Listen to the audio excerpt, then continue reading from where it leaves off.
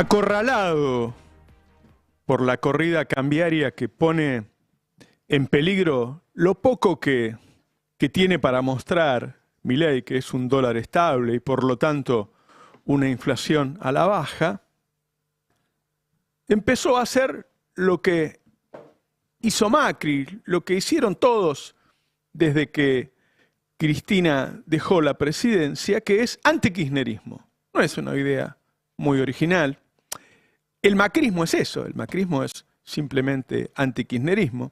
Me dicen que hace unos días, cuando la corrida se puso fea, Milei tuvo una charla con Macri, que Macri le aconsejó, y le aconsejó qué mover, y lo ayudó en la justicia. Entonces nos encontramos con que la Cámara de Casación rechaza el pedido de Cristina para que se revise su condena. Ahí está la nota del Destape Web. Ustedes piensen que estas cámaras lo que hacen, aquí no hay aporte de nuevas pruebas, acá lo que hace es revisar el fallo anterior. El fallo anterior estaba basado en un mensaje de texto que no estaba en la causa, que lo agrega el fiscal en el momento de su alegato, en el cual se habla de la señora, ni siquiera dice Cristina Fernández de Kirchner. Cristina pide, una expresidenta de 2 mandatos, de haber sido reelegida con el 54%, luego vicepresidenta, es decir, una persona con una entidad muy grande en Argentina, pide que se revise eso.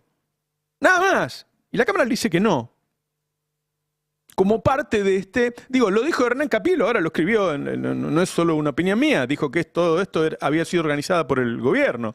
Y al mismo tiempo, un mafioso amigo de Milei, que hoy está encumbrado en el Departamento de Estado de Estados Unidos, dice que le prohíbe a Cristina entrar a Estados Unidos. Es decir, se agrede a Cristina, hoy 24 de marzo, con tantos recuerdos de mujeres agredidas, se agrede, se opera sobre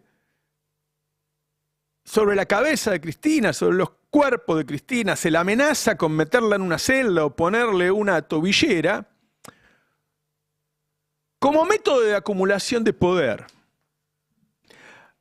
Hay un intercambio de tweets a raíz de todo esto entre el presidente y Cristina. Recuerden que el presidente había dejado de contestarle a Cristina porque pensaba que le convenía más confrontar con Kicillof, pero algo le hizo cambiar de idea en esta semana de desesperación, y comienza este intercambio de tweets. Che, Cristina le pone y le muestra que en Estados Unidos no la van a dejar entrar. Que yo sepa, no tenía planeado ningún viaje a Estados Unidos, Cristina. Hay una respuesta de Cristina, otra nueva respuesta de Milei, y Cristina finalmente lo bloquea. La verdad es que todo esto es la reconstrucción del antikirchnerismo, ¿sí?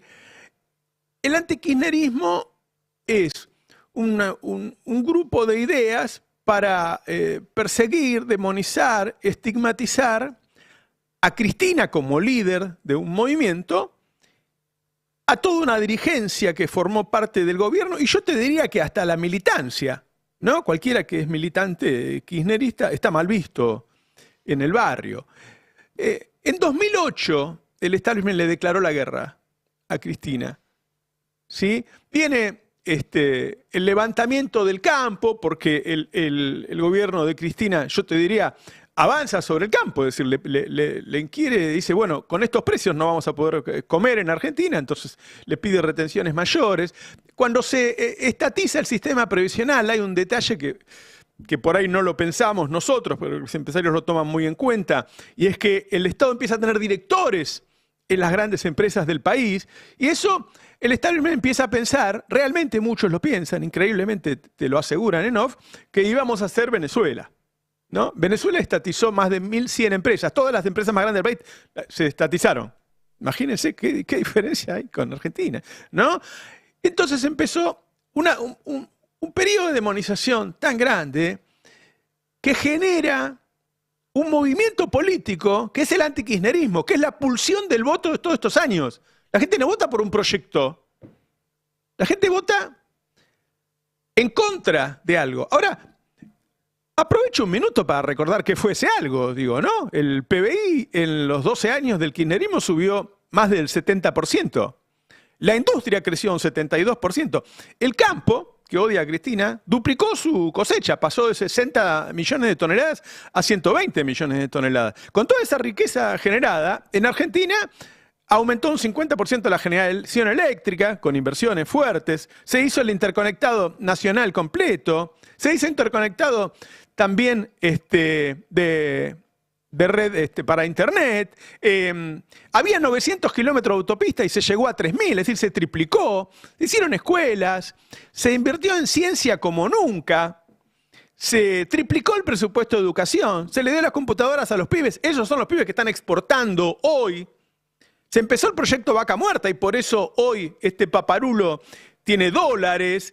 Es decir, había un proyecto de país. ¿Vos estás de acuerdo o no? ¿Podés discrepar con Cristina cuando una persona toma tantas decisiones? Bueno, uno discrepa con algunas de ellas. Pero era un proyecto de país que le hizo bien no solo a esa generación, sino a las generaciones futuras. Te di dos ejemplos, Vaca Muerta y las computadoras. Ahora hay gente que se olvidó, que no recuerda bien qué es eso. Entonces se lo come eso. Entonces toma un valor que sirve políticamente, que es el antikirchnerismo. Bueno, desesperado Milei, vuelve a ese lugar que transitó Macri y que no le sirvió de nada porque no fue reelegido, y empezó con el antikirchnerismo. La verdad es que el problema que tiene Milei, lejos de ser Cristina, es su propia ineptitud.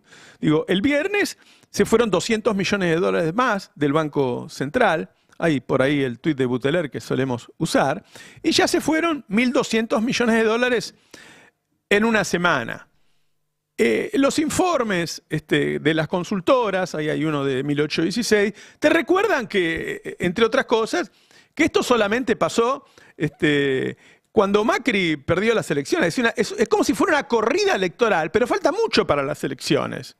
Y prácticamente te dice ahí que no tiene salida, ¿sí? El gobierno lleva 8 o 9 meses en donde salen más dólares de los que entran. Tiene un déficit en la cuenta corriente. Ahora se va sumando eso porque antes teníamos un buen saldo comercial, Expo e Impo, que por ahí le servía para subsidiar los déficits de turismo y otros. Bueno, ahora es tan chiquito ese saldo comercial que se lo come el blend, es decir, esa parte de exportaciones que se destina directamente a financiar la fuga. Por lo tanto, tenés déficit en todas las cuentas. Entonces, uno se da cuenta de que esto termina en una devaluación sí o sí, que era una bomba de tiempo, y solo apostábamos cuál era la fecha. Bueno, un día va el ministro de Economía a hablar con Laje, tenía una bomba de tiempo, y en vez de cortar el cable azul, cortó el rojo. Entonces se aceleró el reloj, y se empezaron a ir 200 millones de dólares por día. Es decir, es un problema de ellos. A partir de ese día de que habló Laje, los importadores que estaban postergando el pago de las importaciones para timbiar en pesos, empezaron a pedirle guita al central para pagar las importaciones. Massa había dejado una deuda de importaciones de 51.000 millones de dólares. Hoy la deuda es 58.000. Es mayor, es voluntaria. Y como es voluntaria, la van y te piden los dólares. Los exportadores, después de que habló el ministro, dijeron, no, espera, si la tasa de interés implícita del dólar futuro es más alta que la que recibo yo. No, yo dejo de exportar. Es decir, están ante un problema muy grave. Como al mismo tiempo se pelean con todos, este fin de semana Clarín le mete una tapa donde dice que la plata que le va a dar el Fondo Monetario Internacional no la van a poder usar para controlar el dólar. Cuando vos lees la nota no dice nada, digo, son fuentes que no tienen nada que ver con el FMI, gente que trabajó un día en el FMI, que limpiaba los baños, un economista que un día se cruzó con una prima de un tipo que pasó por el FMI una tarde, viste cómo es Clarín, y eso hizo que subiera el dólar cripto durante el fin de semana, que llegó, ayer anoche estaba a 1.317, ¿sí? Que es el número de abajo de todo que está tapado ahora. La verdad es que el gobierno va a devaluar, lamentablemente. Me da la impresión de que las posibilidades de llegar a octubre tienden a cero, es decir, que es muy difícil que no devalúe antes de las elecciones, y que eso va a cambiar el panorama político en algún momento. Ahora, yo veía recién ese tuit de Galperín apoyando el video aberrante de Agustín Laje de ayer. Galperín, que sigue, a pesar de que ese subsidio que hay desde el Estado debería ser para promover que se generen pymes, que exporten, él, que es un multimillonario, el más grande de Argentina, sigue teniendo un beneficio de 100 millones de dólares. Es decir, él sigue haciendo uso del Estado a la vez que apoya el terrorismo de Estado, a la vez que apoya el terrorismo de Estado. Toda esa versión de Laje que apoya, de Agustín Laje, que apoya a Milei, que apoya la vicepresidenta, la verdad que en Argentina no hay que hacer ningún revisionismo, no sé, somos muchos los que estamos vivos, ¿no? Los de esa época. Vimos cómo se llevaban a los obreros de las fábricas. Yo contaba recién con Ari Lijalat que yo iba a Industrial de San Fernando, que era una fábrica de técnicos para la Ford. Y la Ford tenía una lista y se lo daba a la dictadura para que se lleve a sus delegados, a sus obreros que más peleaban. Es decir, los entregaba para que los mataran. Eso es lo que se hizo. En el colegio industrial nos querían llevar de 6 a 9 años porque la Ford lo había pedido para tener gente que tuviera conocimientos de ingeniero pero que le pagaran como técnicos. Y nosotros tomamos el colegio y se llevaron a 2 de los muchachos, los más grandes, los que organizaron, y fueron desaparecidos. Es decir, los desaparecidos de la dictadura fueron algunas personas que estaban en la guerrilla, pero que la verdad es que la guerrilla había sido vencida antes, y ya antes había habido terrorismo de Estado, antes de que asumiera Videla. Ahora, lo que empieza con Videla es un plan sistemático de secuestro, tortura, violación, asesinato, robo de bebés. Es un genocidio. No hay discusión sobre esa, no hay discusión intelectual sobre ese tema. Hay 4 atorrantes que hasta hace poco no tenían ninguna voz y que ahora estos mismos empresarios, o sea, si alguna vez fuimos un país industrial y era la Ford la que estaba a favor de la tortura, hoy somos un país de servicio y es Galperín el que reivindica el terrorismo de Estado.